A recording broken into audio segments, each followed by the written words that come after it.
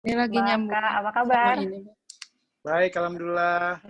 Saya kan lebih muda dari Andika hari ini. Sehat Pak Yordan? Alhamdulillah sehat. Alhamdulillah Pak, semoga sehat selalu. Semuanya. Amin. Selamat bergabung semuanya dalam diskusi kita pada hari ini, yaitu Scholarship Talk, seri keempat. Sekedar informasi, bagi yang mungkin baru pertama kali hari ini bergabung dalam diskusi ini, Scholarship Talk ini adalah diskusi yang diselenggarakan oleh International Relations Office Universitas Muhammadiyah Yogyakarta.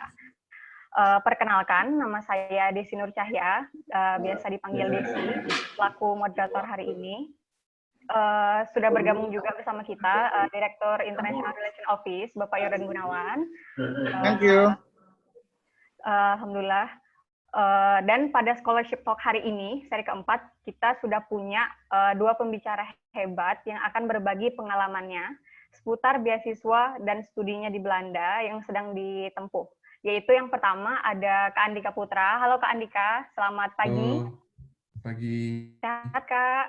Alhamdulillah sehat. Alhamdulillah. Dia, Aisyah itu belum mandi kayaknya. Betul. Sudah tidak mandi 3 hari. Kak Andika ini adalah alumni Universitas Muhammadiyah Yogyakarta yang mendapatkan student scholarship, yaitu beasiswa yang dibiayai oleh pemerintah Belanda, dan sekarang sedang melanjutkan studinya Master of Laws in Law and Globalization di Maastricht University. Benar begitu, Kak? Betul. Oke. Kemudian yang kedua, yaitu ada Mbak Siti Widyastuti, yang biasa disapa Mbak Wiwit. Halo, Mbak. Halo. Apa kabar, Mbak? Sehat? Alhamdulillah sehat-sehat.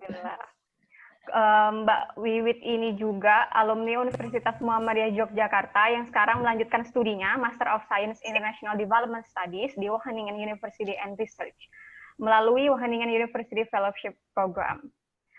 Langsung saja, acara ini akan berlangsung kurang lebih selama 1 jam dan masing-masing pembicara akan diberikan waktu 10 menit untuk berbagi pengalamannya terkait studinya dan beasiswa yang didapat. Kemudian akan juga ada sesi tanya-jawab atau Q&A. Jadi bagi teman-teman yang mempunyai pertanyaan yang ingin diajukan, bisa langsung saja ke chat room di bawah ini, dapat menuliskan pertanyaannya, dan mungkin jika ditujukan ke salah satu pembicara bisa juga diadres. Kemudian jangan lupa dimatikan mikrofonnya bagi yang tidak berbicara agar diskusinya dapat berjalan dengan kondusif. Baik, tanpa mengulur waktu lebih lama, kita mungkin langsung saja mendengarkan bagaimana pengalaman kakak-kakak ini dalam mendapatkan beasiswa dan melanjutkan studinya. Bisa dimulai mungkin dari Kak Andika duluan. Silahkan, Kak. Boleh. Halo semuanya, semoga sehat-sehat semua ya. Nama saya, seperti yang sudah diperkenalkan Desi, nama saya Andika Putra, alumni UMY, dan sekarang sedang melanjutkan studi. Ini tahun pertama saya di Insolo, tahun terakhir, di Maastricht University, di ujung selatan ya, Wit ya? Di perbatasan dengan Jerman dan Belgia. So basically, saya sangat dekat sekali dengan kampusnya Profesor B.J. Habibie, almarhum, di mana, Wit, namanya kampusnya? Gimana, yuk? Lupa saya. Di Aachen University. Langsung saja, saya pengen share cerita. Kemarin, si Rido pernah minta, Rido yang kemudian dari staf Aero pernah minta ke saya, Kak, tolong kirimkan CV dong. Di CV tersebut, saya tidak menuliskan panjang-panjang, saya cuma menuliskan nama, jurusan, dan juga kemudian, jurusan saya sekarang, dan list pengalaman gagal saya dalam mencari beasiswa. Yang ingin saya sampaikan bahwa proses saya sampai ke sini itu bukan proses yang mudah, proses yang singkat, berbeda dengan Wiwit, ya mungkin ya 1-2 tahun langsung berangkat. Saya membutuhkan waktu 3 tahun untuk kemudian bisa sampai ke sini. Saya sudah mencoba beasiswa AS. Dika mau bilang kalau dia nggak pinter-pinter amat gitu. Gitu ya Pak ya? Saya sudah mencoba beasiswa AS 2 kali. Mungkin kalau teman-teman ikut sesi beasiswa dengan Muhammad Hazar Arumbinang yang Australia Award Scholarship, kami mendaftar bersamaan selama 2-3 tahun berturut-turut, tapi dia yang keterima. Dan ada keywordnya itu, ada keywordnya Andika yang saya tahu. Yang mengajak Hazar Arumbinang itu Andika. Oke. Ya, itu penting itu. Mungkin ya.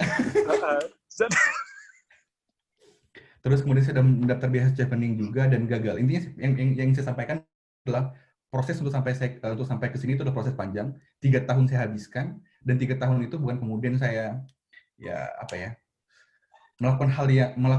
melakukan banyak hal yang saya lakukan, terutama dalam memperbaiki diri dan kemudian mempersiapkan bagaimana CV saya di kemudian hari bisa terlihat bagus di mata interviewer ataupun juga kemudian penyeleksi. Sebagai informasi, buat teman-teman yang tertarik mendaftar beasiswa Stunet itu beasiswa yang disediakan oleh pemerintah Belanda, dan setiap tahun jumlah yang diterima semakin sedikit. 2 tahun lalu mereka kemudian membiayai sekitar 64 awardee. Tapi tahun saya kemarin mereka kemudian memangkas setengah dari penerima beasiswa hanya menjadi 31. Jadi semakin tahun semakin kompetitif. Dan kemudian berbeda dengan beasiswa lainnya juga, beasiswa Stunet ini dia punya kriteria khusus bagi pendaftar, di mana mereka tapi mereka punya prioritas area seperti dengan beasiswa lain. Contohnya adalah prioritas mereka adalah sustainable entrepreneurship, lalu kemudian juga kajian di bidang hukum, lalu kemudian ketiga ada soal agrofood dan horticulture.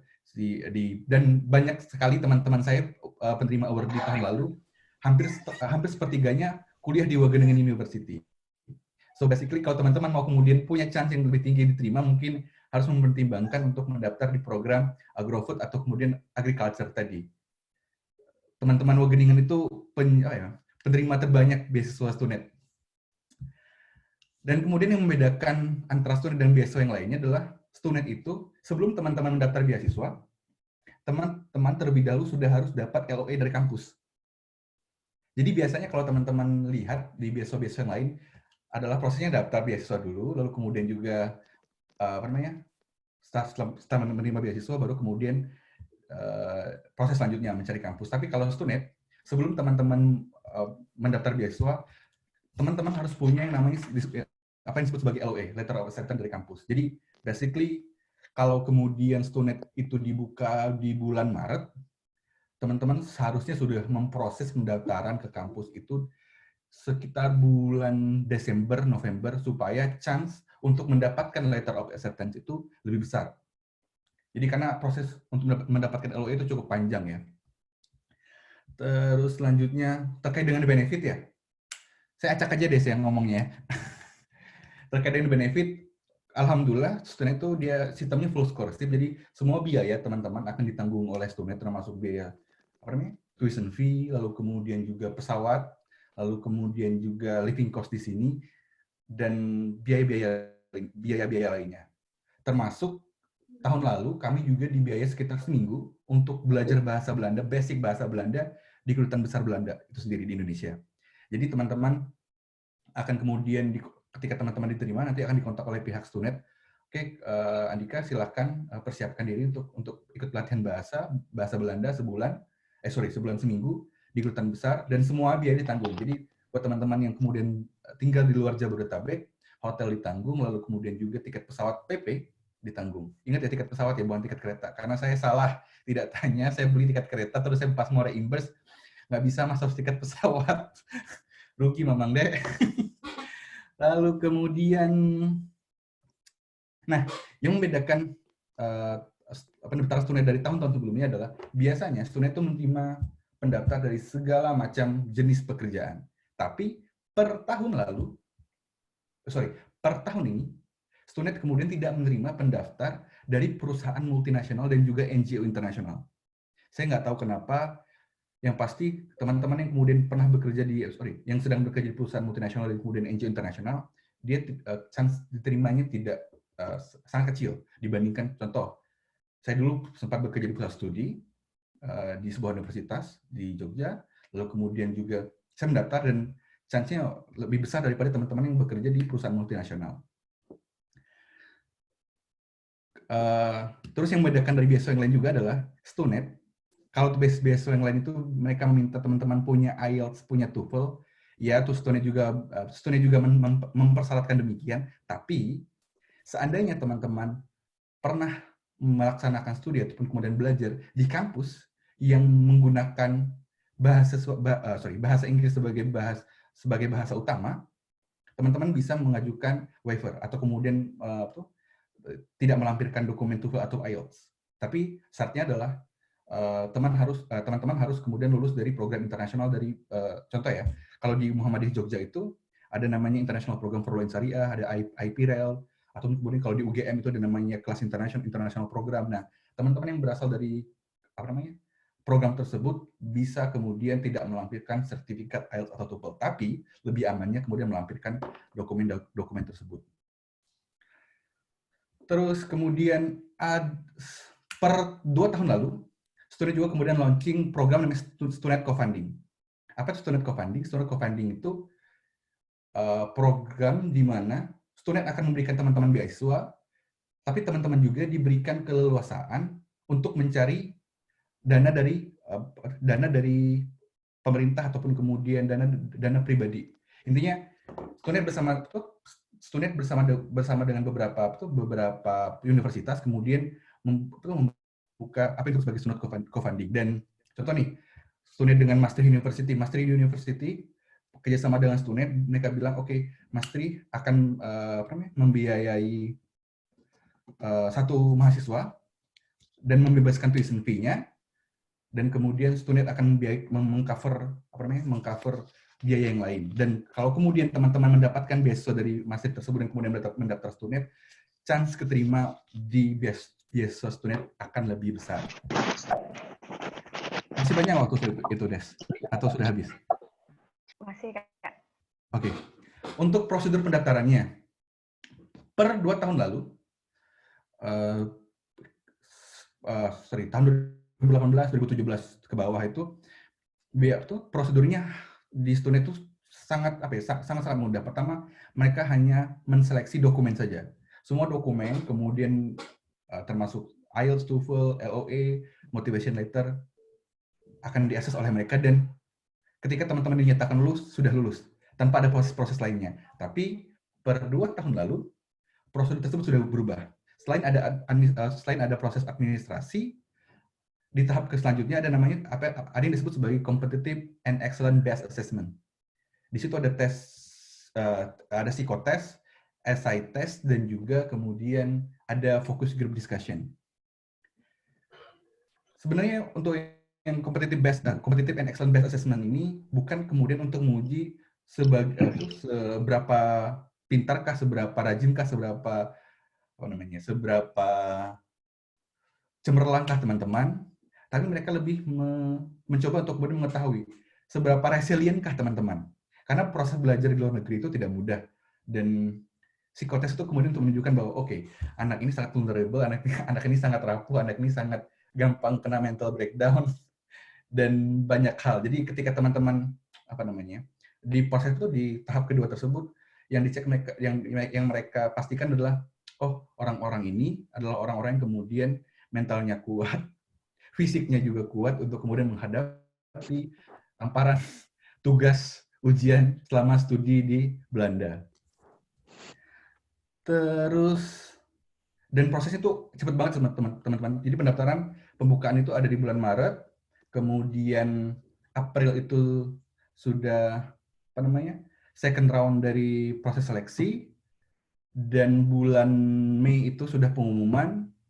Mei sudah pengumuman, Juni Juli sudah ngurus visa, Agustus berangkat. So basically kalau teman-teman sudah mau mendaftar beasiswa student, persiapannya sudah harus dari tahun sebelumnya, karena banyak sekali dokumen yang harus dipersiapkan, dan termasuk mental ya. Kalau kemudian pengen belajar, kalau ingin lanjut studi di luar negeri, karena tadi itu saya merasakan sendiri proses sangat cepat. Jadi kayak Maret, April, Mei, Juni, Juli, Agustus saya sudah di sini. Apalagi ya? Udah sih kalau saya, nanti mungkin kita bakal lanjut di QA session biar Mbak Wiwit yang punya waktu banyak untuk bicara. Oke, baik Kak. Nanti kita bakal lebih detail di Q&A session. Betul. Mungkin sekarang giliran Mbak Wiwit, gimana nih pengalamannya selama di Wageningen University? Assalamualaikum warahmatullahi wabarakatuh. Selamat siang semua yang di Indonesia. Selamat pagi Kak Andika. Perkenalkan, saya Siti Widya Stuti Nur, biasa dipanggil Wiwit. Saya HIUM-nya angkatan 2013. Jadi sebelumnya terima kasih buat Aero UMY yang udah mengundang saya dan Kak Andika buat di webinar kali ini. Selamat siang juga buat Pak Yordan. Saya dulu mahasiswa Pak Yordan waktu semester awal di pengantar hukum internasional. Jadi sebenarnya benar sih, kayaknya Kak Andika juga pasif agresif ya. Kayaknya sebenarnya kita yang biasanya dapat beasiswa itu memang ada beberapa orang yang kayak sekali daftar langsung keterima. Tapi kayak most of cases berkali-kali dulu mereka daftar berbagai beasiswa baru keterima, termasuk saya. Kalau Kak Andika case-nya Kak Andika keterima Stunet, kalau saya nggak lolos Stunet waktu itu. Jadi emang maksudnya kayak saya juga mencoba kayak berbagai macam beasiswa, nggak cuman beasiswa yang saya dapat sekarang ya. Jadi basically kayak ya it's a long story, it's a long process for getting the scholarship. Tapi pada akhirnya kayak alhamdulillah saya sekarang kuliah di Wageningen University. Sekarang saya di tahun kedua. Jadi kalau bedanya sama Kak Andika kan cuma 1 tahun ya proses kuliahnya. Kalau saya sendiri itu program 2 tahun, setahun full itu kita course. Jadi kayak kuliah seperti biasa. Kalau tahun keduanya itu kita tesis dan internship kayak gitu. Jadi sekarang saya sendiri sedang melaksanakan internship di Belanda. Apa ya? Kalau misalnya perjalanan Kak Andika mungkin kayak dia tadi share kayak udah daftar banyak beasiswa kayak gitu. Toh saya juga sama kalau bisa dibilang. Saya lulus tahun 2013. Waktu itu niatnya kayak oke, saya langsung kuliah kayak gitu. Tapi ya maksudnya kan ya jalannya beda gitu ya, kayak nggak bisa langsung kuliah kayak gitu. Jadi waktu itu kebetulan saya juga daftar beberapa beasiswa dan ditolak. Jadi antara 2013 saya lulus sampai saya kuliah ISS 2017 maaf saya lulus sampai saya kuliah di Wageningen mulai dari 2018 itu saya juga ditolak berbagai macam beasiswa sih, cuman mungkin waktu nunggunya lebih dikit aja daripada Kak Andika. Waktu itu saya daftar Stunet ditolak, terus daftar LPDP juga ditolak. Terus waktu itu sebenarnya saya tidak ada kepikiran juga sih buat kuliah di Wageningen University awalnya, tapi saya tertarik dengan program yang fokus ke sustainable development, terus habis itu environmental policy, jadi akhirnya ya udah saya daftar di Wageningen University dan for your information aja buat beasiswa saya ini pendaftarannya tidak dibuka secara terbuka gitu, jadi pendaftarannya itu close recruitment, jadi close application. Jadi proses beasiswa yang saya dapatkan ini adalah saya memang lulus di Wageningen University, dapat LOE waktu itu. Tapi saya daftar Stunet dengan kampus lain. Jadi saya waktu itu keterima beberapa LOE keterima 2 universitas di Belanda dan universitas lain LOE-nya yang saya pakai untuk daftar ke Stunet. Jadi sebenarnya saya udah dapat LOE Wageningen ya udah saya simpan aja kayak gitu ceritanya. Tapi waktu itu saya nggak lolos Stunet. Waktu itu nggak lulus Stunet sedih sih, sedih banget. Terus habis itu nggak lulus Stunet, tiba-tiba di bulan setelah 2 minggu kalau nggak salah setelah pengumuman Stunet, saya dapat email dari Wageningen University kalau saya dapat beasiswa dari beberapa foundation di Wageningen, yaitu Anne van den Ban Foundation. Itu beasiswa foundationnya memberikan saya living allowance dan juga visa selama masa studi. Kemudian dari Wageningen University Fellowship Program itu sendiri membebaskan tuition fee buat saya selama 2 tahun. Jadi kalau dibilang kayak kalau ditanya nih kayak gimana sih Mbak Wit kok bisa keterima kayak gitu, saya juga sulit ya untuk misalnya kayak apa requirement keterima kayak gitu, karena ini memang close recruitment dan yang saya tahu adalah beasiswa ini fokus memberikan beasiswa ke ke mahasiswa-mahasiswa dari negara berkembang kayak gitu. Jadi kayak buat developing countries dan Indonesia itu include. Kemudian mereka lebih prefer ke orang yang sudah punya pengalaman kerja. Jadi ini juga mungkin kayak suatu kayak hikmah di balik kegagalan kali ya. Maksudnya kayak karena saya waktu itu nggak lulus beasiswa langsung kuliah, jadi saya kerja dulu selama setahun. Jadi dengan ada walaupun sebenarnya setahun itu pengalaman kerja yang terlalu singkat ya, maksudnya kayak maksudnya belum panjang gitu. pengalaman kerja setahun ini. Tapi seenggaknya dengan ada pengalaman kerja saya setahun waktu itu, saya punya nilai plus gitu loh. Jadi si Wageningen University ini udah tahu kalau saya pernah fokus dan terjun langsung di sektor ini, dan kemudian kayak ini jadi pertimbangan mereka untuk memberikan saya sebuah beasiswa sampai 2 tahun kayak gitu. Terus mungkin kayak sebenarnya kayak pada akhirnya dapat beasiswa tuh cuma awal aja gitu loh, kayak perjuangan dapat beasiswa tuh cuman first step dari perjuangan kita buat lulus kayak gitu loh, perjuangan kita buat kuliah, buat ujian. Jadi sebenarnya kayak kita harus set our mindset kalau kita tuh bukan buat dapat beasiswa, tapi kita buat kuliah, buat dapat ilmu kayak gitu. Buat pada akhirnya kayak ya udah dapat beasiswa, tapi ntar perjuangan panjangnya ya itu pas kuliah kalau misalnya di Belanda atau di negara manapun yang teman-teman dapat beasiswa. Kalau menurut saya sendiri sih mungkin kayak kalau memang teman-teman punya keinginan mau kuliah, ya lakukanlah. Masa kayak semua informasi itu ada di Google sebenarnya, mau ke negara mana, mau beasiswa apa, program studinya seperti apa, itu rajin-rajin melakukan search di Google, search basic things, requirement-nya kayak gitu. Walaupun pada akhirnya ya kita nggak tahu beasiswa mana yang akhirnya memberikan kita kesempatan untuk kuliah lagi kayak gitu sih. Kalau dari saya mungkin itu aja. Kalau ada pertanyaan silahkan nanti ditanyakan. Oke Kak, kebetulan kita udah punya beberapa pertanyaan menarik nih dari beberapa peserta. Yang pertama, yang paling menarik itu kan tadi Kak Andika menyinggung tentang psikotes, esai, sama FGD. Jadi pertanyaannya, Kak ingin menanyakan untuk beasiswa STUNET, tes tambahan yang termasuk psikotes, esai, dan FGD, apakah dilaksanakan dalam 1 hari atau ada rangkaian seleksi dalam antar satu dengan yang lainnya? Gitu. Terima kasih pertanyaan dari Andi Firmansyah ya. Iya. Sebenarnya gini, STUNET itu saya rasa ketika tahun saya pendaftaran beasiswa, mereka sebenarnya juga belum settle dengan prosedurnya seperti apa. Karena seminggu sebelum saya tes lanjutan yang kedua tersebut, di situ masih tertulis tesnya adalah psikotes dan juga interview. Tapi kemudian satu hari sebelum tes, mereka menyampaikan bahwa tesnya berubah dari interview menjadi FGD. Dan ya, semua proses itu dilaksanakan sehari. Jadi teman-teman dari, kalau tidak salah jam 10 ya, jam 10 sampai jam 4, itu akan mengikuti rangkaian tes tersebut. Pagi itu sekitar 2 jam, kita ikut psikotes. Kalau teman-teman pernah ikut tes tes PNS atau tes yang lain, ya seperti jawab A, B, C, D, segala macam.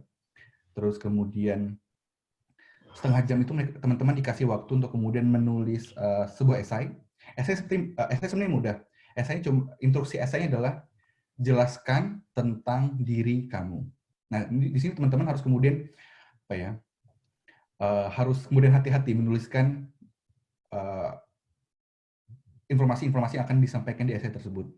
Dan instruksinya cuma jelaskan tentang diri kamu, kemudian juga bisa ditulis dalam bahasa Indonesia atau bahasa Inggris. Kebetulan pada esai tersebut saya menuliskan dengan bahasa Indonesia, dan kemudian banyak teman saya menuliskan dengan bahasa Inggris.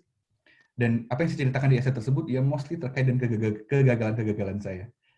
Jadi kayak saya bilang bahwa saya di sini, kemudian kenapa saya pengen daftar beasiswa, bla bla bla bla bla, dan proses dan kenapa saya ingin melanjutkan studi ke Belanda.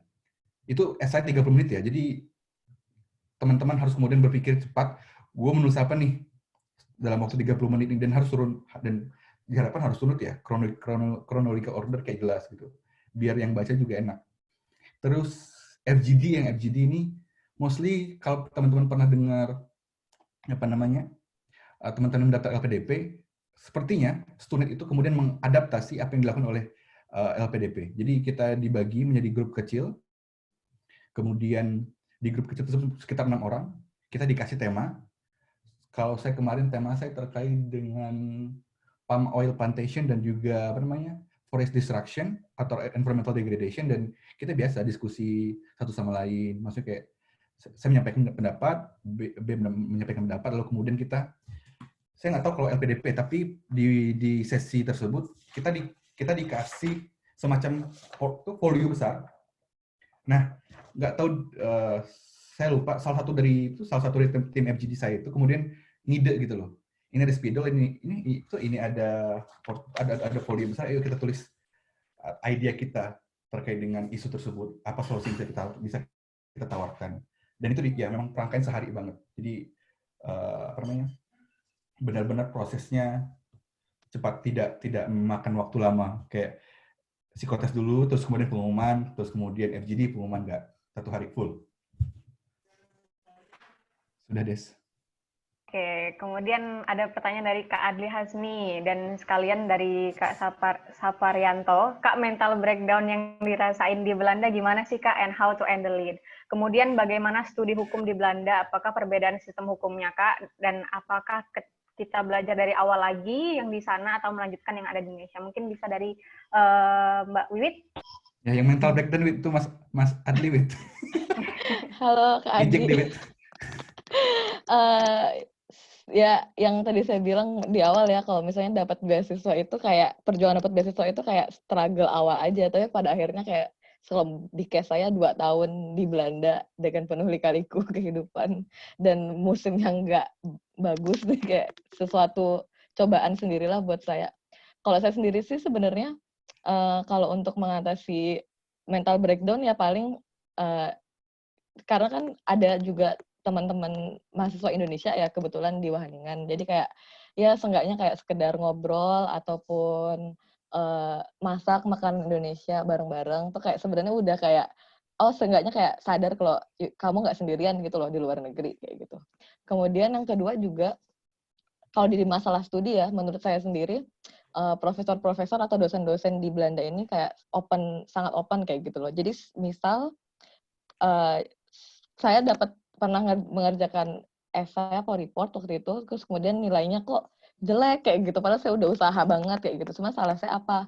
Oke, waktu itu saya langsung approach ke dosen saya kayak, Pak, salah saya apa ya kayak gitu. Jadi maksudnya kayak maksudnya kayak kamu nggak memendam sendirian gitu loh. Jadinya maksudnya kayak ada interaksi antara kamu dan pengajar, salahnya di mana dan itu bisa jadi langkah buat memperbaiki ke depannya kayak gitu loh. Kamu juga bisa sharing sama apa ya, maksudnya kayak di universitas sendiri itu mereka menyediakan kayak menyediakan fasilitas lah untuk mahasiswa-mahasiswa biar bisa sharing. Kalau di Wageningen sendiri itu kita punya yang namanya study advisor. Jadi kalau misalnya ada masalah terkait misalnya studi kita ataupun keterlambatan studi, kita bisa aja bikin janjian nih sama study advisor buat ngobrol dengan beliau kayak gitu. Sebenarnya apa sih masalah kita, curhat tentang studi kita.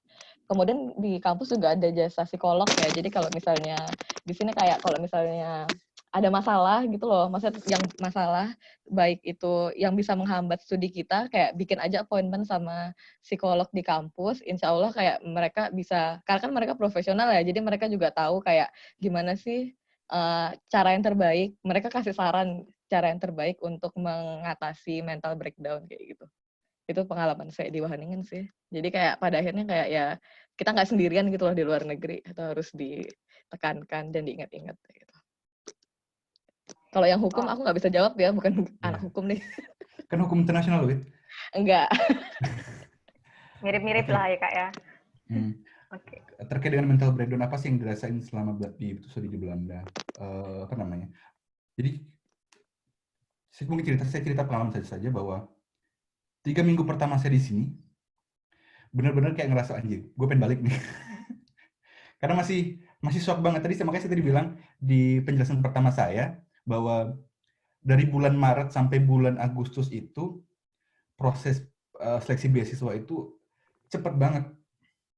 Saya ngerasa bahwa saya baru menyiapkan dokumen Maret April, tiba-tiba bulan Juni Juli saya di email oleh teman-teman dari tim Stunet untuk mempersiapkan dokumen untuk berangkat, dan saya ngerasa masih belum siap itu secara mental.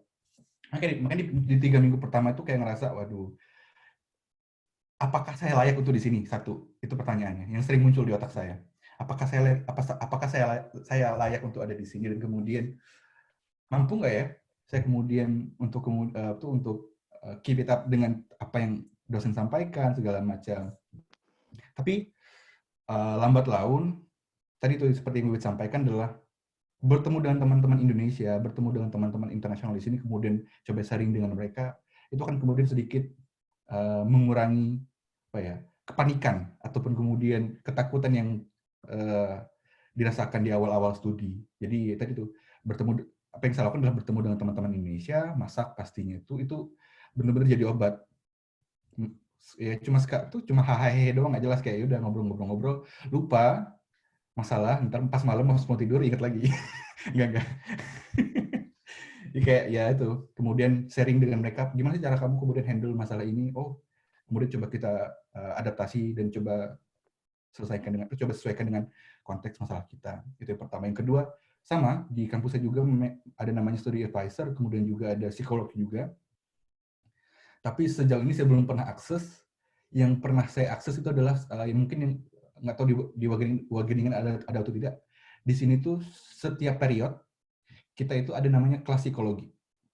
Kelas psikologi itu kayak 2 kali 3 pertemuan ataupun 1-3 jam pertemuan dengan tema-tema berbeda. Contoh bagaimana menghandle stres, kemudian banyaklah tema-tema terkait dengan masalah-masalah mental psikologi. Karena itu masalah mental psikologi di sini tuh sangat jadi concern pihak kampus. Saya nggak tahu apa kemudian kampus-kampus di Indonesia aware dengan konteks ini, tapi di luar negeri, khususnya di kampus saya dan kampus Wiwit, mereka sangat concern pada masalah itu. Karena tadi itu, selain masalah mental breakdown tuh jadi masalah banyak mahasiswa di sini. Dan ketika kamu kemudian ngerasa, oke, saya kayak nggak mampu lagi handle ini sendiri, cari teman, cari advice dari beberapa studi advisor atau psikolog yang disediakan oleh kampus. Dan bagaimana sih studi hukum di Belanda? Apakah perbedaan sistem hukum dan apakah kita belajar dari awal lagi? Saya di sini tuh mengambil jurusan Law and Globalization. Jadi kurang lebih dia berkenaan dengan bukan hukum internasional sih ya. Ya, hukum bangunan dan globalisasi itu sendiri. Sistem hukum kita dengan mereka mostly hampir sama, kan kita inherent hukum civil law sistemnya dari Belanda ya. Tapi persamaan tersebut saya rasa tidak cukup membantu sih. Karena apa yang saya pelajari itu berbeda dengan hukum nasional. Saya lebih banyak berbicara di hukum internasional, tapi tadi hampir sama sistem hukumnya. Terus apa kita belajar dari awal? Apakah kita belajar dari awal lagi hukum di sana? Sebenarnya, saya rasa bahwa apa yang teman-teman pelajari di master level itu adalah melanjutkan apa yang teman-teman sudah, kalau saya nggak tahu kalau di case yang lain. Kalau case saya adalah melanjutkan apa yang teman-teman sudah pelajari di level S1. Contoh saya ngambil mata kuliah hukum HAM internasional, lalu kemudian juga international law, kemudian juga ada namanya international criminal law. Itu sebenarnya sudah teman-teman pelajari di Indonesia, tapi kemudian sampai di sini lebih ke advance, kita lebih ke level yang lebih lanjut lagi, bahwa oke, lo kemarin baru belajar teori, ini kita coba apply kasus gimana. Dan kalau ketika teman-teman belajar hukum di sini sudah harus mempersiapkan diri untuk kemudian biasa membaca jurispruden, membaca putusan dan lain-lain, karena itu kayak jadi bahan makanan, jadi bahan tangisan sehari-hari selama studi hukum di Belanda. Apalagi? Udah sih. Nanti. Nah, kemudian ini Kak, ada yang tanya dari Kak Julian Dwi Prasetya. Kak, kalau untuk hukum jadi skala prioritas nggak untuk STUNET? Terus bidang hukum apa sih yang jadi concern STUNET? Jul aja, Jul, nggak usah di sini, Jul. Oke. Untuk apakah hukum jadi skala prioritas? Ya, seperti yang saya sampaikan tadi, bahwa studi hukum itu menjadi prioritas pemerintah Belanda bersamaan dengan studi kewirausahaan, agrofood dan agriculture, sama water management. Teman ini juga berbagi dengan apa yang saya lakukan kemarin ketika mendaftar di ASES STUNET. Ketika saya membuat esai, saya cek dulu websitenya Kedutaan Besar Belanda, apa sih yang mereka sedang kerjasamakan dengan Indonesia.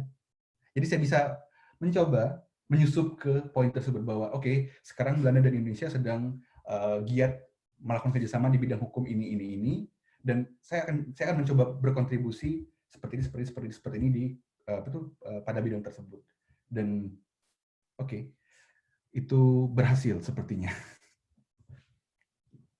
Oke, baik Kak. Kemudian nih ada dari Kak Andi Firmansyah lanjutannya. Terima kasih juga Kak Wit. Kalau dari kedua narasumber, selain persiapan berkas yang perlu diperhatikan, bagaimana dengan persiapan lainnya seperti persiapan mindset, dan kemudian juga kebiasaan-kebiasaan apa yang bisa kita latih sebelum melanjutkan studi di luar negeri?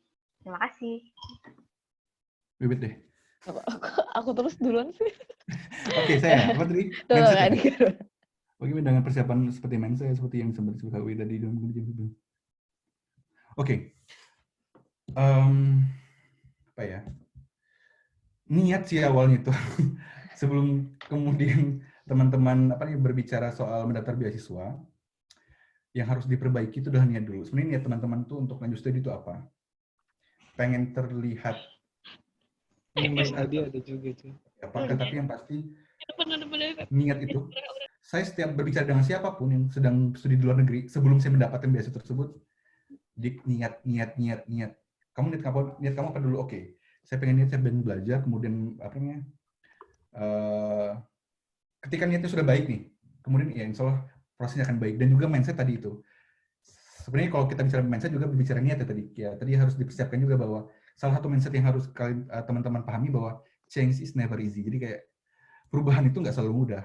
Karena teman-teman harus kemudian beradaptasi dengan perubahan yang ada terkait dengan metode belajar. Kalau metode belajar teman-teman kan di Indonesia yang ketika S1 biasanya 1 semester ada 8 mata kuliah, bisa dipelajari semalam sebelum ketika mau ujian nih, bisa dipelajari semalam atau 3 hari sebelum ujian. Tapi itu nggak bakal bekerja di sini. Kenapa? Karena itu di sini satu periode itu hanya, jadi kalau beda dengan sistem di Indonesia, nggak tahu ya dengan kampus yang lain. Di kampus saya kita pakai sistem periode. Jadi satu periode itu 2 minggu. 2 bulan gitu ya. 2 bulan. Ada. Selama 2 bulan itu teman-teman hanya belajar 2 mata kuliah. Total satu mata kuliah itu 7 minggu pertemuan. Jadi kayak minggu ini kita belajar A, minggu depan belajar B segala macam, dan 1 minggu itu ya sekitar 4 sampai 5 jam pertemuan. Dan jangan bayangkan bahwa apa yang kamu lakukan di sini tuh ya kayak cuma happy segala macam ya. Bahan bacaan itu kayak seminggu teman-teman bisa satu mata kuliah per minggu itu bisa 100 sampai 150 lembar. Dan jangan teman-teman bayangkan bahwa saya baca semua ya. Saya skimming aja mana yang penting ini. Jadi ya harus dipersiapkan lagi metode belajarnya. Jangan mengadaptasi metode belajar yang teman-teman gunakan di Indonesia untuk belajar di sini. Pada kasus saya itu tidak bekerja. Nggak tahu kalau di kasus Suwit. Kalau ya gitu sih sama aja kayak Kak Andika. Kalau misalnya ya emang diawali dari niat gitu loh. Jadi pada akhirnya kalau misalnya ada sesuatu di jalan yang kayak nggak lulus ujian atau tesis kok revisi terus nih kayak gitu. Jadi padahal kita kayak berefleksi, ingat dulu kayak kita berdoa dapat beasiswa tuh gimana sih susahnya kayak gitu loh. Jadi kayak pada akhirnya kayak ya memang mindset tuh penting kayak gitu. Tujuan kamu ke luar negeri tuh apa sih, mau kuliah, kalau bisa gagal ya kamu harus lulus kayak gitu. Terus habis itu kalau kebiasaan-kebiasaan emang kayak yang tadi juga sama kayak kata Kak Andika, saya dapat beasiswa Mei akhir, kemudian kayak saya resign dari kantor tuh Juni akhir kalau nggak salah, terus lalu saya langsung kayak persiapan tuh kayak cepet banget, jadi kayak mau latihan apa juga saya bingung sih waktu itu sebenarnya, kayak lebih ke persiapan mental. Terus kemudian kayak saya tahu nih di Belanda kayaknya pada naik sepeda kayak gitu, kayak saya latihan naik sepeda kayak gitu, tapi enggak ya, tapi maksudnya itu sambil jalan juga ya bisa aja gitu loh, kayak maksudnya kayak pada akhirnya kayak ada keluar comfort zone, terus habis itu kayak coba hal-hal baru, kayak pada akhirnya kamu kebiasa sendiri gitu loh. Kayak ya homesick sih sering sih maksudnya, tapi kayak pada akhirnya ya kamu harus menyesuaikan, kayak kita harus mengadaptasi gitu sih. Kalau kayak saya kuliah di sini lebih ke ya udah latihannya di Belanda deh kayak gitu sih kalau saya melatih kebiasaannya.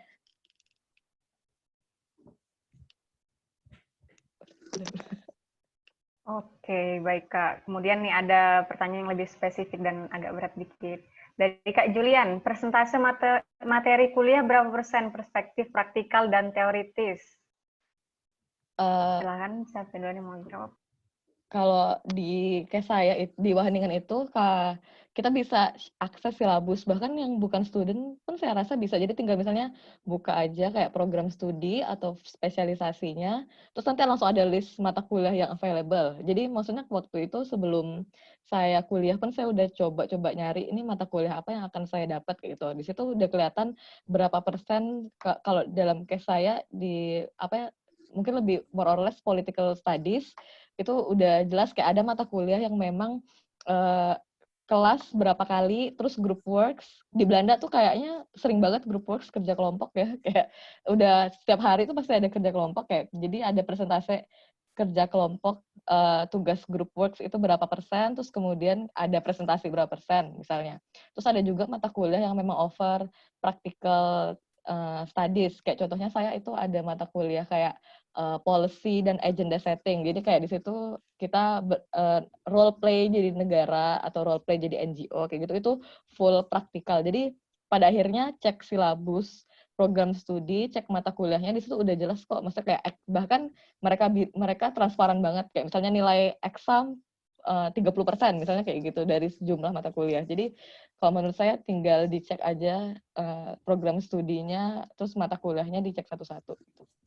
Beda-beda soalnya. Oke, tadi si Julian lagi ya, presentasi mata kuliah berapa persen? Oke. Sebenarnya itu tergantung mata kuliah yang diambil ya. Jadi kayak mungkin kalau seperti mata kuliah, contoh ya, saya nggak tahu teman-teman ngambil jurusan hukum atau tidak, yang lain, ada namanya mata kuliah Public International Law. Itu mostly theoretical semua, jadi kayak tidak ada praktis sama sekali. Tapi kalau ada mata kuliah lain seperti International Human Rights Law, selain kita belajar di kelas, kita juga ada semacam simulasi Human Rights Committee bekerja. Jadi tadi dibuat kelompok, ada kelompok A, B, C, D, A ini plaintiff-nya, B defendant, C ini judges-nya, ya begitulah. Seperti di Indonesia, kalau di Indonesia dikenal sebagai moot court ya. Terus kemudian pada konteks praktikal, sebenarnya yang membedakan sebenarnya menurut saya materi yang ada di Indonesia dengan di luar dengan Belanda sama saja, tapi yang membedakan adalah resources-nya gitu. Kalau di sini kita sangat mudah mendapatkan resources yang kredibel informasinya. Contoh nih, di beberapa mata kuliah saya, contoh di mata kuliah hukum laut itu, dosen yang mengajar, ya beliau hakim internasional untuk Law of the Sea, ITLOS, kalau teman-teman tahu, International Tribunal on the Law of the Sea. Dan menurut saya ketika informasi itu disampaikan oleh beliau sebagai hakim, itu lebih apa ya? Tidak cuma konsep teoritis doang yang disampaikan, tapi juga sudah praktiknya bagaimana dia menghandle satu kasus. Selain itu pada konteks praktikal, saya nggak tahu yang kamu maksud praktikal seperti Pak Julian, tapi ini yang saya rasakan bahwa selain tadi itu kita belajar secara teori, di salah satu mata kuliah itu ada namanya hukum pidana internasional. Kita tetap belajar sama hakim juga, hakimnya kita undang langsung ke kampus, karena kan kebetulan International Criminal Court itu ada di Den Haag ya, di Belanda ya. Dan salah satu yang kami lakukan adalah kunjungan langsung ke Mahkamah Pidana Internasional itu. Jadi bayangkan kita main ke Mahkamah Pidana Internasional, lihat bagaimana proses sidangnya, itu menurut saya ya, itu bisa dikatakan sebagai kegiatan praktis lah ya, nggak cuma di kelas doang. Terus itu sih sepertinya. Mungkin tambahannya kalau di Wageningen karena kan 2 tahun terus ada wajib internship ya, jadi mungkin itu kita diwajibin buat harus ada minimal 4 bulan internship, itu boleh di NGO, boleh di research center atau di company kayak gitu. Jadi kalau di praktikalnya yaitu kalau di Wageningen lebih ke internship kayak gitu loh, karena kita juga waktu mendaftar internship kita nggak boleh daftar internship yang abal-abal lah seenggaknya, jadi harus ada persetujuan karena itu kita harus punya supervisor juga dari UNIF supaya make sure kalau internship kita tuh masih sejalan dengan program dan masih ada research orientation. Gitu. Oke, baik Kak. Kemudian pertanyaan selanjutnya yaitu apakah direkomendasikan ya atau kakak-kakak merekomendasikan untuk bekerja sebelum kita melanjutkan studi atau mencoba beasiswa di luar negeri? Kemudian jika iya, jenis pekerjaan seperti apa jika itu direkomendasikan? Oke, Kalau untuk pertanyaan, apakah merekomendasikan untuk bekerja sebelum lanjut kuliah? Ya kalau teman-teman dapat beasiswa dulu sebelum dapat kerja, nggak, ya silahkan berangkat gitu loh. Tapi untuk kasus saya dan kasusnya Wiwit, kami sebelum dapat beasiswa kami bekerja dulu. Dan saya nggak bisa kemudian merekomendasikan kamu untuk bekerja di bidang apa, itu kan tergantung kamu ya. Tapi yang pasti pengalaman teman-teman saya di sini yang berangkat studi di sini tuh, kami berangkat dari background pekerjaan yang berbeda. Saya 3 tahun bekerja di pusat studi di UGM, kemudian ada teman saya yang PNS di LIPI, lalu kemudian juga ada teman saya yang kemudian dia konsultan di lembaga konsultan internasional, lalu kemudian juga ada yang bekerja di law firm. Jadi sebenarnya tergantung teman-teman dulu pengen bekerja di bidang apa, dan kalau teman-teman apakah saya merekomendasikan bekerja atau kuliah itu tergantung teman-teman sih. Teman-teman merasa masih haus akan ilmu atau tidak gitu loh. Kalau masih haus akan ilmu, kayaknya udah silakan berangkat studi dulu kalau dapat beasiswa. Kalau memang kemudian merasa oke, kayaknya saya masih butuh practical experience dulu sebelum saya berangkat studi, itu pilihan bagi teman-teman. Dan pada konteks ini saya gimana ya? Kalau pengalaman saya bekerja dulu sih, karena saya nggak diterima beasiswa pada saat itu. Jadi itu pilihan buat teman-teman sih. Nggak tahu Ya sama sih, kalau misalnya ada biaya, ada kesempatan ya lanjut S2 ya why not aja gitu kan. Tapi mungkin kalau ya sama kayak Kak Handika, kalau kayak saya kayak karena waktu lulus saya belum dapat beasiswa langsung, ya udah jadi saya daftar kerja dulu. Mungkin plusnya adalah kayak kalau misalnya udah kerja mungkin kayak kamu punya, kalau misalnya nanti bikin tesis, tesis saya nyambung sama background saya kayak gitu, kerjaan sebelumnya. Jadi kalau mau, kan karena saya juga kualitatif ya tesisnya, jadi kalau mau interview atau mau akses data tuh kayak saya udah punya koneksi sebelumnya gitu loh. Jadi kayak lebih gampang buat ini ya mencari data. Tapi ada juga teman saya mungkin yang kayak yang ada misalnya sebelumnya udah punya pekerjaan sebagai PNS nih, atau mungkin di perusahaan swasta yang dibeasiswain dari perusahaannya. Itu mungkin kalau udah kuliah S2 pulang mereka akan kembali ke pekerjaan lama. Itu juga ada ya case-nya. Maksudnya kayak mungkin memang tujuan studi mereka adalah untuk memperkuat ya maksudnya kayak memperkuat background mereka di pekerjaan sebelumnya, karena mereka kan lulus nanti lanjut lagi di pekerjaan itu. Ada juga yang misalnya kuliah buat dulu udah punya pengalaman 3-4 tahun di company, terus habis itu kuliah, terus nyoba bidang lain. Itu juga banyak sih, maksudnya kayak case-nya kayak bahkan, tapi ini teman saya yang bukan orang Indonesia ya, maksudnya kayak S1-nya mereka ambil biologi, terus nanti S2-nya mereka ngambil environmental policy kayak gitu, karena biar lebih luas aja lapangan kerjanya, itu juga ada kayak gitu. Jadi pada akhirnya kembali ke pilihan dan mungkin kesempatan yang teman-teman punya kayak gitu sih. Lebih ini kembali ke masing-masing. Oh, jadi lebih kepada pribadi masing-masing ya, Kak. Kemudian nih pertanyaan dari Valka, dengan segala proses yang tentunya tidak mudah, ingin tanya dan mendengar cerita kakak-kakak soal bagaimana cara untuk tetap mempertahankan semangat dan usaha ketika menghadapi kegagalan dalam proses perekrutan beasiswa. Gimana nih, Kak? Kalau siapa dulu nih, Kak Andika deh. Dulu nggak apa? Oh, aku dulu. Terus kalau sebenarnya jujur waktu itu akhir tahun, ya pokoknya Mei, setelah setahun dari beasiswa, waktu itu saya udah mau menyerah sih, kayak ya udahlah kayak gitu, nggak usah daftar beasiswa lagi aja.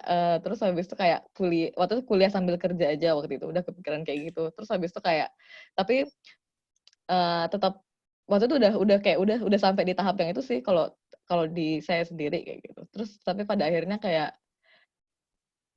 ya hampir putus asa ya bisa dibilang, tapi tetap kayak ya kayak berdoa lah ya. Terus kayak berdoa kayak aduh gimana nih, sebenarnya nggak pengen kuliah sambil kerja, pengennya keluar negeri kayak gitu. Terus ya alhamdulillah masih dikasih rezeki ya sama Allah kayak gitu. Tapi pada akhirnya maksudnya kayak intinya adalah kita nggak tahu loh di aplikasi beasiswa mana kita keterima kayak gitu sih intinya. Jadi kayak ya kalau memang masih punya niat kuat buat kuliah di luar negeri ya coba aja kayak gitu, coba jangan nyerah. Ngomong seenak ya Kak Andika. Mesti pertanyaannya. Oke, gimana cara Jangan menyerah. Ya tadi itu sih niat sih. Ini balik ini sebenarnya teman-teman niat itu studi itu apa seperti itu. Jadi kalau saya mungkin saya di masa depan saya pengen bekerja sebagai A, B, C. Jadi dan persyaratan pekerjaan di masa depan itu saya mempersyaratkan saya untuk melanjutkan S2. Dan itu kemudian jadi semangat saya bahwa oke, saya punya long goals saya apa, dan untuk mencapai tersebut saya harus punya short term goals saya ini. Saya harus memenuhi salah satu short term goals saya adalah mendapatkan beasiswa ke luar negeri. Dan bagaimana cara saya kemudian mempertahankan semangat tersebut? Ya itu aja. Gue punya tujuan ke depan tuh ya. Untuk sampai sana tuh gue harus mendapatkan beasiswa dulu nih untuk bisa sampai ke tujuan itu. Yang pertama. Yang kedua adalah bukan usahakan sih, maksudnya kan kebetulan saya punya teman-teman dan circle yang kemudian punya semangat lanjut studi S2 gitu. Dan alhamdulillahnya teman-teman saya juga akhirnya berangkat ke Australia, ke Taiwan, dan itu kemudian menjadi membakar semangat saya. Anjir, gue bilang, dia dapat nih besok ke Australia, dia dapat nih besok ke Taiwan. Masa gue kagak gitu kan. Ya pada akhirnya itu yang buat semangat itu. Oke, lo bisa, gue juga bisa dong. Ya menurut saya circle itu juga mempengaruhi sih. Maksudnya kayak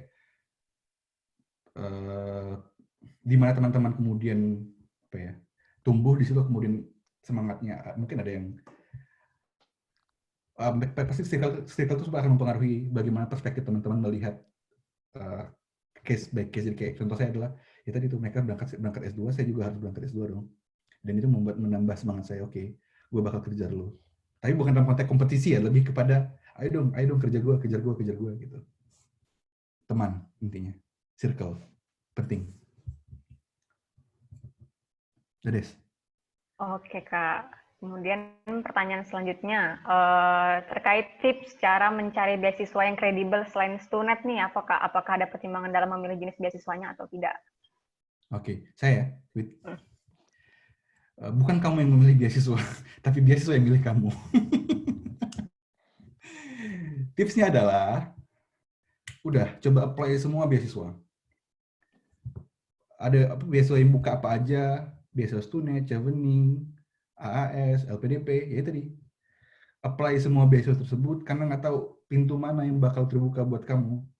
Contoh nih, saya bilang, ini kalau Chevening itu sudah 3 kali coba gagal. Fulbright Amerika sudah coba 3 kali gagal. AAS saya sudah coba 2 kali gagal. Bahkan AAS ini sudah sampai tahap akhir loh ya. Bukan yang administrasi lagi. Terus beasiswa Jepang, beasiswa Korea sudah saya coba. Sampai saat itu, cuma satu beasiswa yang belum saya coba. Stunet. Kenapa? Karena Stunet itu menurut saya paling susah. Kenapa susah?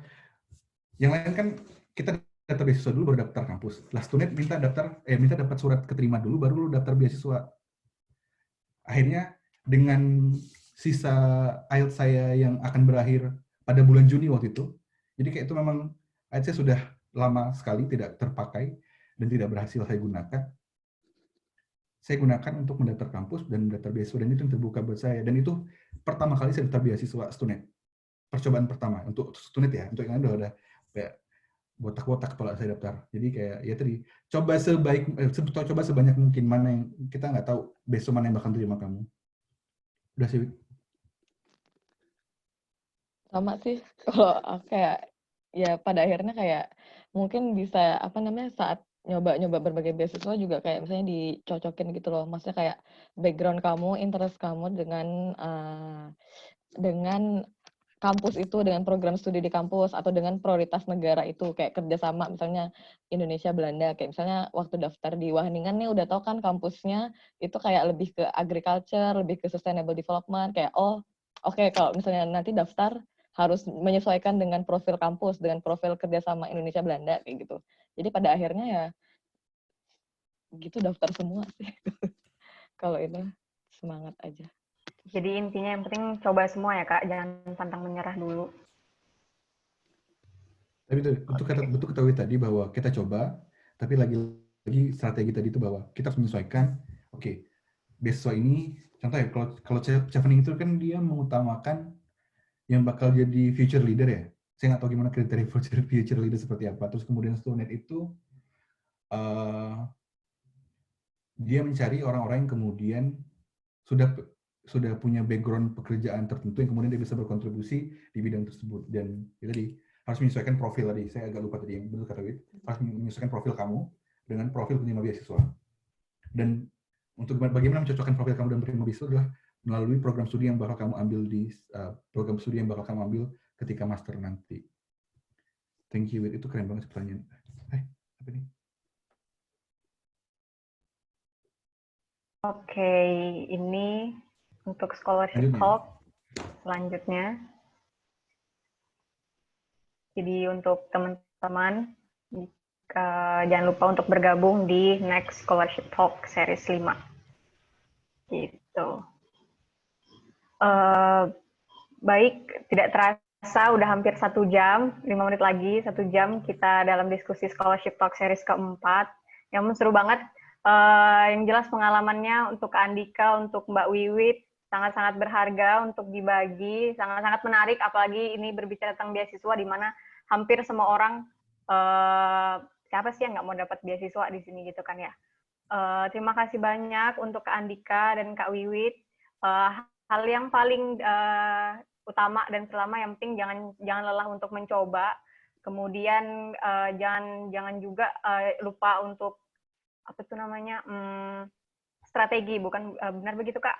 Jadi harus diatur, kemudian cara-cara belajar dan segala macamnya perlu dipersiapkan. Baik, begitu. Ada lagi Kak mungkin yang bisa disampaikan, baik Kak Wiwit atau Kak Andika? Saya dulu. Kak Andika dulu. Oke. Intinya proses tadi, saya mungkin akan mengulang apa yang disampaikan Wiwit tadi ya, bahwa proses mendapatkan beasiswa itu adalah langkah awal untuk teman-teman kemudian sampai ke proses selanjutnya. Jadi itu bahwa ingat proses mendaftar beasiswa itu ya kayak lembaran hidup lah. Lo udah buka bab ini, selesai buka bab ini, lo akan bakal buka bab selanjutnya, dan buka bab selanjutnya adalah terkait dengan studi teman-teman di sini, dan ya tadi itu harus siap dengan berbagai macam kenikmatan duniawi selama studi di luar negeri, termasuk dengan berbagai macam kebahagiaan dan kesedihan yang akan teman-teman alami. Dan gitu, jangan gampang menyerah, semangat, berdoa, dan ingat ya, itu pasti. Ya, kalau dari aku mungkin kayak, ya pada akhirnya kan kita nggak tahu ya di beasiswa mana atau di kesempatan mana kita bisa kuliah ke luar negeri kayak gitu. Jadi teman-teman kayak semangat aja daftar berbagai macam beasiswa, tapi jangan lupa sesuaikan pendaftarannya dengan aplikasi dengan beasiswa yang dituju. Kemudian kayak rajin-rajin riset, rajin-rajin Google, kayak rajin-rajin buka profil universitas dan negara tersebut. Gitu aja sih. Oke, dan juga untuk teman-teman yang misal masih ada pertanyaan lanjutan yang belum bisa terjawab, atau mungkin tiba-tiba ada pertanyaan yang mau ditanyakan di luar dari forum ini, boleh nggak Kak langsung japri Kak Dika dan Kak Wiwit, atau mungkin bisa kasih IG-nya gitu supaya bisa say hello? Boleh, Wit. Caranya gimana? Kayaknya ada yang mention saya sih di komen ini Instagramnya AeroUMY. Kalau enggak ya itu. Kalau misalnya ada pertanyaan lebih lanjut ya silahkan. Dan juga di website itu, di Instagramnya AeroUMY juga ada yang mention saya, kalau nggak salah. Kalau nggak ada, coba Wit mention saya. Ya nanti saya mention ke Andika lah ya. Bisa DM di situ. Nanti kita bisa bercerita lebih lanjut terkait dengan proses studi di sini dan bagaimana mendapatkan beasiswa. Begitu. Oke, baik Kak. Hal yang bisa disimpulkan adalah, jadi kalau untuk beasiswa, jadi ada yang terbuka dan tidak terbuka ya Kak. Kalau untuk SUNET itu terbuka, dan untuk Wageningen University itu lebih khususnya untuk di dalam ruang lingkup Wageningen itu sendiri ya Kak? Benar. Oke, jadi beasiswa itu punya kriteria masing-masing. Kemudian jadi memang setiap kampus juga pasti punya prioritasnya masing-masing dan sektor apa yang lebih diutamakan dan jurusan apa yang dicari. Gitu Kak. Untuk kemudian satu Kak, Desi mau nanya, apakah ketika orang aplikan yang sudah kerja dan belum kerja itu ada poin berbeda Kak sebenarnya? Balik lagi sih, maksudnya balik lagi ke tipe beasiswanya ya. Ada yang beasiswa yang mereka expect kamu udah punya background pekerjaan biar nanti lulus kayak kamu bisa langsung berkontribusi di pekerjaan lama kamu. Jadi maksudnya kayak ada yang harus melampirkan surat keterangan kerja atau surat izin dari atasan kayak gitu. Jadi pada akhirnya balik lagi ke jenis beasiswa yang teman-teman daftar kayak gitu. Kalau dalam beasiswa dari Wageningen, mereka mereka lebih prioritas orang yang sudah punya pengalaman di sektor tertentu sih sebenarnya kayak gitu. Ya, kurang lebih sama sih seperti Wiwit. Jadi terkait dengan pekerjaan ataupun kemudian apakah kemudian ketika fresh graduate bisa mendaftar, itu tergantung kepada jenis dan penerima beasiswa. Sehingga saya kayak Stunet, lalu kemudian juga Chevening itu mensyaratkan teman-teman sudah harus punya pengalaman bekerja. Tapi tidak juga ada, menutup tapi ada beberapa juga yang teman-teman yang kayak kerjaannya cuma jadi, maksudnya mereka pernah jadi volunteer. asisten dosen kayak gitu kan, Betul. mereka punya asisten dosen dan ingin menjadi dosen setelah itu kan perlu S2 ya, berarti kan itu juga salah satu pekerjaan kayak gitu. Betul. Intern juga itu kan pekerjaan. Yang pasti cek masing-masing website penyedia beasiswa, di situ ada semua informasinya. Baik Kak, terima kasih. Tidak terasa kita udah di penghujung waktu. Semoga dapat bertemu di lain waktu dengan topik yang mungkin berbeda untuk dapat dibicarakan. Dan juga dapat nih banyak semangat Kak Andika dan Kak Wiwit atas sharing ilmunya, semangat untuk mencari beasiswanya yang untuk yang lain juga. Kemudian semangat juga untuk kakak-kakak ini dalam menjalani studinya. Oke, terima kasih sudah meluangkan terima kasih Kak sudah berbagi. Semoga bermanfaat ya. Mohon maaf Amin, kalau pasti. salah-salah. Oke, teman-teman.